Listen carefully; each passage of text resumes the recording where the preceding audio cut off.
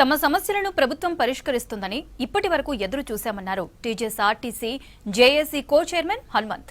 ప్రభుత్వం నుంచి సానుకూల స్పందన రాకపోవడంతో తప్పని పరిస్థితుల్లో సమ్మెకు మద్దతుగా వెళ్తున్నామని తెలిపారు. తెలంగాణ జాతీయ మజ్దూర్ యూనియన్ ఆధ్వర్యంలో హైదరాబాద్ విద్యానగర్లో సమావేశం ఏర్పాటు చేశారు. కాంగ్రెస్ మేనిఫెస్టోలో పెట్టిన డిమాండ్లను అమలు చేయాలని కోరారు. ఆర్టీసీ ఉద్యోగులను ప్రభుత్వంలో విలీనం చేయాలని, 2 వేతన సవరణలు చేసి బకాయిలను చెల్లించాలని డిమాండ్ చేశారు ఆర్టీసీ జేఏసీ నాయకులు. ఈరోజు సమావేశం ఏర్పాటు చేసుకోవడం జరిగినది. ఇందులో ప్రధానంగా ఏదైతే ఆర్టీసీ ఉద్యోగుల సమస్యల గురించి జేఏసీ సమ్మె నోటీస్ ఇవ్వడం, దాని గురించి మరి ఈ యొక్క ప్రభుత్వం తప్పకుండా పరిష్కరిస్తుందని ఈ రోజు వరకు కూడా వేచి చూడడం జరిగినది. గత 2 రోజుల క్రితము మరి గౌరవ రవాణా శాఖ మంత్రి గారిని మరి కలవడం జరిగినది. వారు ఎండి గారితో కూడా పిలిపించి మాట్లాడడం జరిగినది.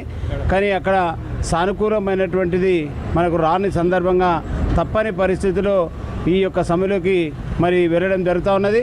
ఎందుకంటే ఇప్పటికైనా ప్రభుత్వము ఆ సమ్మె జరగకుండా చూడాలంటే మేనిఫెస్టోలో పెట్టిన అంశాలు ఏవైతే ఉన్నాయో టీఎస్ఆర్టీసీ ఉద్యోగులను ప్రభుత్వంలో విలీనం చేస్తామని, అదేవిధంగా 2 వేతన సవరణలు ఏవైతే ఉన్నాయో ఈ బకాయిలు వేతన సవరణ చేసి రావాల్సిన బకాయిలు చెల్లిస్తామని చెప్పడం జరిగింది. ప్రధానంగా 3వ డిమాండు ఆర్టీసీలో ఉన్నటువంటి యూనియన్లను మరి పునరుద్ధరించి అనుమతిస్తామని చెప్పడం జరిగినది.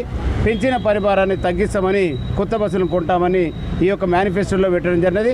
ఆ యొక్క మేనిఫెస్టోలో పెట్టిన అంశాలు మరి ఇప్పటికీ 2.5 సంవత్సరాలు అవుతున్నది కాంగ్రెస్ ప్రభుత్వం వచ్చి.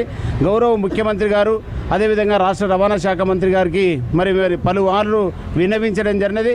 మరి ఇంకా టైము పడుతుంది అని చెప్పి ఇప్పటికి కూడా లేట్ అవుతున్న సందర్భంగా కార్మికులందరూ కూడా సహనాన్ని కోల్పోవడం జరిగినది. తప్పని పరిస్థితిలో ఈరోజు సమ్మెలోకి వెళ్లాల్సిన పరిస్థితి ఏర్పడింది. ఇప్పటికైనా మరి ఒక రోజు సమయం ఉంది కాబట్టి ప్రభుత్వము మరి గౌరవ ముఖ్యమంత్రి గారు రేవంత్ రెడ్డి గారు అదేవిధంగా రాష్ట్ర రవాణా శాఖ మంత్రి గారు ఎండి గారు తగిన చొరవ తీసుకుంటే ఇది పెద్ద సమస్య గారు.